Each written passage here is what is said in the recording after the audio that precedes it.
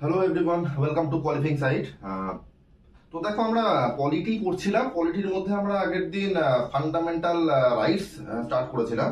তো তার মধ্যে আমরা দেখেছিলাম যে ফান্ডামেন্টাল রাইটস যে সেকশন আছে না, ফান্ডামেন্টাল রাইটস যে আছে ওটা আমাদের কনস্টিটিউশনে পার্ট 3 তে আছে এবং আর্টিকেল 12 থেকে আর্টিকেল 35 পর্যন্ত আমাদের কনস্টিটিউশনে ফান্ডামেন্টাল রাইট আছে, রাইট? তো আগের দিন আমরা দেখেছিলাম যে আর্টিকেল 12, তো আর্টিকেল 12 আমাদের কি কোনো ফান্ডামেন্টাল রাইট দিয়েছে? আমাদের কি কোনো অধিকার দিয়েছে? আমাদের কি কোনো মানে এই যে ফান্ডামেন্টাল রাইট আমি বলছি, অ্যাকচুয়ালি রাইট বলতে গেলে যেটা যেটা এটা আমার থেকে স্টেট নিয়ে নিতে পারবে না, তো সেই এরকম কোনো রাইট কি দিয়েছে আর্টিকেল 12? না। আর্টিকেল আমরা দেখেছি যে আর্টিকেল 12 যদিও এটা ফান্ডামেন্টাল রাইট সেকশনে আছে, কিন্তু আর্টিকেল 12 যে আছে সেটা আমাদের কোনো রাইট দেয়নি। এটা আমাদের কি দিয়েছে? আমাদের একটা ডেফিনেশন দিয়েছে। ডেফিনেশন দিয়েছে কিসে? Definition of state. তো আজকে আমাদের টপিক হলো আর্টিকেল 13, রাইট? তো আর্টিকেল 12 আমাদের কোনো ফান্ডামেন্টাল রাইট দেয়নি। তো দেখা যাক আমরা ফান্ডামেন্টাল রাইট কখন পাবো from the Constitution of India. তো আজকে আমাদের টপিক হচ্ছে কি? আর্টিকেল 13। তো তাহলে আর্টিকেল 12 তো আমাদের কোনো রাইট দেয়নি, তাহলে আর্টিকেল 13 নিশ্চয়ই দিয়েছে? না, আর্টিকেল 13 ও আমাদের কোনো ফান্ডামেন্টাল রাইট দেয়নি। তাহলে কি দিয়েছে? আর্টিকেল 13 ও আমাদের একটা ডেফিনেশন দিয়েছে। কিসের ডেফিনেশন দিয়েছে? আর্টিকেল 13 ও আমাদের একটা ডেফিনেশন দিয়েছে। কিসের ডেফিনেশন দিয়েছে? Definition of law, or rather I should say Article 13 of the Constitution of India আমাদের কোনো ফান্ডামেন্টাল রাইট দেয়নি। তাহলে কি দিয়েছে? Definition of law. Definition of law বললে পুরোটা বলা হয় না, অ্যাকচুয়ালি বলা যায় নেগেটিভ ডেফিনেশন অফ ল। এবারে নেগেটিভ কথাটা কেন বললাম? কারণ কি, আর্টিকেল 13 না আমাকে এটা বলেনি যে কোনটা ল। আমি তোমাদের বোঝানোর জন্য যদি একটু সোজাভাবে বলি, যে ধরে নাও, মানে আর্টিকেল 13 আমাকে এটা বলছে না যে ল কোনটাকে বলে। আর্টিকেল 13 আমাকে এটা বলছে যে কোনটাকে ল বলে না। আচ্ছা, তাতে কি হলো? আর্টিকেল 13 এটা বলছে যে এইগুলো ল নয়। তাহলে কি, এর বাদ দিয়ে বাকি যা আছে সেই সব ল। মানে আমি যদি ধরে নেই না যে পৃথিবীতে শুধুমাত্র দুটোই জেন্ডার আছে, মানে আপাতত কয়েক মিনিটের জন্য বলে যাবে সুপ্রিম কোর্ট বলেছে যে কি থার্ড জেন্ডার বলে কিছু হয়, এলজিবিটি কমিউনিটি। আমি ধরি পৃথিবীতে শুধুমাত্র মেল এবং ফিমেল আছে। তো সেক্ষেত্রে আমি কাউকে জিজ্ঞেস করছি, আচ্ছা পৃথিবীতে তো এতগুলো মানুষ রয়েছে, এর মধ্যে মেল কোন বৈশিষ্ট্য থাকলে বা কাদের আমি মেল বলবো? তো আমাকে অ্যান্সার দিচ্ছে, দেখো একে ফিমেল বলে, মানে এটাকে ফিমেল বলে। আমি বলছি আমি আপনাকে এটা জিজ্ঞেস করছি যে মেল কাকে বলে, আপনি বারবার এটা কেন বলছেন আমাকে ফিমেল কাকে বলে? সৈকত, ডক্টর আম্বেদকর বলছে কি, সৈকত এদেরকে পৃথিবীতে এই মানুষগুলো হচ্ছে ফিমেল, তো এদের বাদ দিয়ে বাকি যা পড়ে আছে, এদের বাদ দিয়ে বাকি যা পড়ে আছে সেটাই হচ্ছে মেল। তো সিমিলারলি আর্টিকেল 13 আমাকে এটা বলছে না আমি কোনটাকে ল বলবো। আর্টিকেল 13 আমাকে এটা বলছে আমি কোনগুলোকে ল বলবো না, রাইট? তো দেখা যাক আর্টিকেল 13 তাহলে কি বলছে। আর্টিকেল 13 বলছে এনি অর্ডার, স্টেটের পক্ষ থেকে কোনো অর্ডার, যে কোনো অর্ডার, এনি লেজিসলেশন, লেজিসলেশন মানে এই যে ল বানানো যে ব্যাপারটা না, ওটাই লেজিসলেশন। ওটাকে আমি এক কথা বলবো কি লেজিসলেশন। তো কোনো অর্ডার, কোনো লেজিসলেশন, কোনো অ্যাকশন,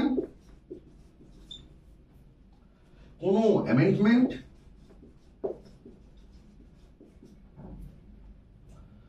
কোনো নোটিফিকেশন, তাহলে কি বলছে আর্টিকেল 13? কি any order, any legislation, any action, any amendment, any notification that violates, contravenes or abridges.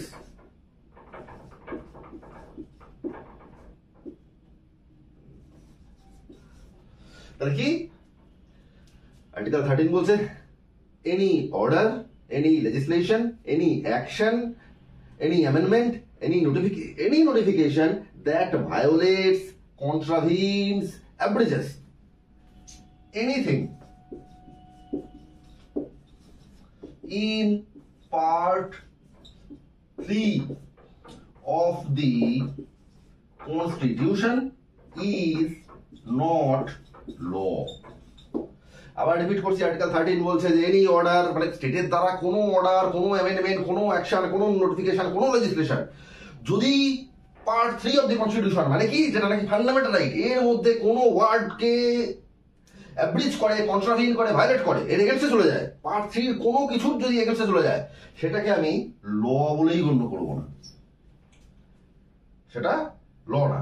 এর বাদ দিয়ে মানে এমন কোন order, notification, legislation, action, amendment যেটা পার্ট 3 কে মেনে চলছে, মানে ফান্ডামেন্টাল রাইটস কে মেনে চলছে, সেইটাকেই শুধু আমি ল বলবো। তার মানে কি হচ্ছে না নেগেটিভ ডেফিনেশন। নেগেটিভ ডেফিনেশন কেন বলছে আর্টিকেল 13 বলছে কোনটাকে ল বলছি এটা বলছে না, কি বলছে এইগুলো ল নয়। এর বাইরে কোনগুলো ল নয়? যে কোনো order, action, amendment, notification, legislation যেটা নাকি পার্ট 3 কে ভায়োলেট করছে সেগুলো ল নয়। তার বাদ দিয়ে যে কোনো অর্ডার, অ্যামেন্ডমেন্ট, লেজিসলেশন, অ্যাকশন হবে সেগুলোকেই আমরা ল বলবো, রাইট? তো আর্টিকেল 13 আমাদের কি দিচ্ছে? Negative definition of law. আচ্ছা, আমি তো মানলাম যে আর্টিকেল 13 এর জন্য স্টেট যে আছে না, সে এমন কিছু করতে পারবে না, যে কি যাতে আমার ফান্ডামেন্টাল রাইট ভায়োলেট হয়ে যায়। এবার দেখা যাচ্ছে তো গভর্নমেন্ট যে আছে না, তো সে গভর্নমেন্ট এই জন্য আছে কারণ তার পার্লামেন্টে মেজরিটি আছে। তার কোনো ল পাস করাতে কি লাগবে? একটা জিনিসই লাগে, পার্লামেন্টে মেজরিটি আছে, মেজরিটি লাগে। তো সেক্ষেত্রে আমি মানছি যে আর্টিকেল 13 বলছে যে any order, any legislation, any action, any order, any notification that violates, contravenes or abridges anything in part 3 of the constitution is not law. এবার ব্যাপারটা যে স্টেট না খুব পাওয়ারফুল। তো বাবা সাহেব, তো ব্যাপার হয়েছে যদি স্টেট এমন কিছু কাজ করলো যেটা নাকি আমার ফান্ডামেন্টাল রাইট ভায়োলেট করছে, তাহলে কি হবে?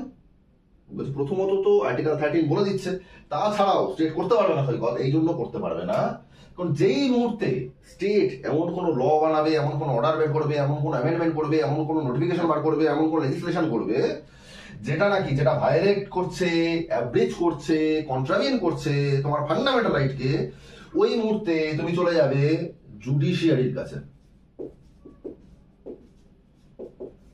তো বাবা সাহেব আম্বেদকর জুডিশিয়ারি কি করবে সৈকত? ওই যে লটা বানিয়েছিল না, ওই যে লটা ল, দেখো ব্যাপারটা কি, আজকে ধরো পার্লামেন্ট কি করলো যে আমাকে ওই স্পেসিফিক হেয়ার কাট করতে হবে, তো কোথাও না কোথাও ওটা আমার ফান্ডামেন্টাল রাইট ভায়োলেট করছে কি? ডেফিনেটলি করছে। আর্টিকেল 21 এ সুপ্রিম কোর্ট জাজমেন্ট দিয়েছে যে রাইট টু লাইফ মানে শুধুমাত্র বেঁচে থাকা নয়, নট মিয়ারলি ব্রিদিং, এটা living with choice and dignity. তো আমি কোন ধরনের জামা প্যান্ট পরবো, আমি কি ধরনের চিন্তা, আমি কোন বইটা পড়বো, আমি কোন সিনেমাটা দেখবো, তো এগুলো হচ্ছে মানে আমার চয়েস, রাইট? তো সেক্ষেত্রে স্টেট এমন কোনো ল বানালো যেটাতে আমার ফান্ডামেন্টাল রাইট ভায়োলেট হচ্ছে, মানে কি ভায়োলেট হচ্ছে, কন্ট্রাভিন হচ্ছে, অ্যাব্রিজ হচ্ছে, এমন কোনো ল বানিয়েছে সাপোজ, তো সেক্ষেত্রে কি করবো? আমি জুডিশিয়ারির কাছে চলে যাবো, বা অ্যাজ এ সিটিজেন তুমি জুডিশিয়ারির কাছে চলে যাবে, এবং জুডিশিয়ারি কি করবে? এই লটাকে নাল অ্যান্ড ভয়েড ডিক্লেয়ার করে দেবে, ultra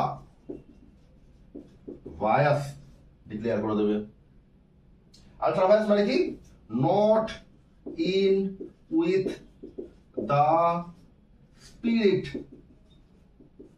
of constitution of India, মানে কনস্টিটিউশনের স্পিরিটের সাথে তোমার এই লটা যাচ্ছে না, রাইট? এখন কোন ধরো স্টেট এমন কোন ল বানালো যেখানে বলছে নাকি ওই পার্টিকুলার রিলিজিয়ানদের আমরা এক্সট্রা ট্যাক্স নেব, তো কোথাও না কোথাও কনস্টিটিউশনাল স্পিরিট বলছে আমরা একটা সেকুলার কান্ট্রি, তো সেইখানে দাঁড়িয়ে তুমি এমন কোনো ল বানাতে পারো না যাতে কোনো একটা স্পেসিফিক ক্লাস লেজিসলেশন হতে পারে না, রাইট? কোনো স্পেসিফিক ক্লাস, স্পেসিফিক রিলিজিয়ানকে তুমি টার্গেট করতে পারো না। তো সেক্ষেত্রে জুডিশিয়ারি কি করবে? ওই লটাকে নাল অ্যান্ড ভয়েড ডিক্লেয়ার করে দেবে, আলট্রা ভায়াস ডিক্লেয়ার করে দেবে, কি এই যে এই লটা আছে না, এটা আমাদের কনস্টিটিউশনের স্পিরিটের সাথে যাচ্ছে না, এটা সেই আমাদের ফাউন্ডিং ফাদাররা যেরকম ইন্ডিয়া বানাতে চেয়েছিল সেই স্পিরিটের সাথে এই লটা যাচ্ছে না, এবং judiciary will strike it down the law, right? তো এটা ছিল আমাদের article 13 of the constitution of India. এর পরের ভিডিওতে আমরা দেখছি আর্টিকেল 14 বা এর পরের পার্টগুলো কি আছে সেটা আমরা দেখবো, রাইট?